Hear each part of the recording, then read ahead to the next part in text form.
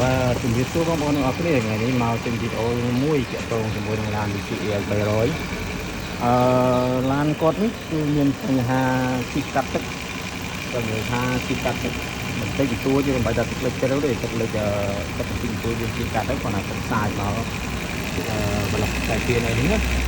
ចឹងក៏វាអត់ដំណើរការដែរវាផ្ដាច់ម៉ាស៊ីនត្រជាក់វាកូពេម៉ាស៊ីនត្រជាក់អញ្ចឹងណាឥឡូវខ្ញុំបានទៅចូលរួចហើយឥឡូវខ្ញុំជួយឲ្យបងប្អូនមើលយើងបាច់ចាំជីកាត់ទឹកទេគឺចាក់ទឹកទៅលើតែទៀនអញ្ចឹងណាបាទទឹកទៅលើតែទៀននេះហើយឡានគាត់នេះឲ្យតែប៉ះទឹកទៅគឺវាផ្ដាច់ម៉ាស៊ីនជាហើយចូលដាច់ម៉ាស៊ីនជាអញ្ចឹងណាឥឡូវនេះចូលរួចហើយឃើ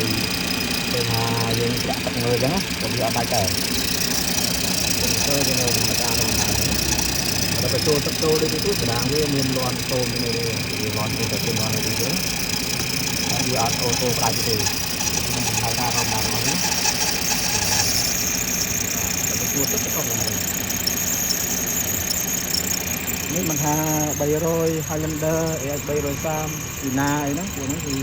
មានបញ្ហាចឹងទៅច្រើនណាតែទៅបងប្អូនជួបបញ្ហាអញ្ចឹងបងប្អូនត្រូវការជួសជុលឲ្យមកតាក់ទងជាមួយនឹងខ្ញុំបានខ្ញុំមានសេវាជួសជុលជួយបាត់ឬបាត់អីមានបញ្ហាតាក់ទងរឿងអញ្ចឹងទៀតអរគុណច្រើនបងប្អូនអរគុណច្រើន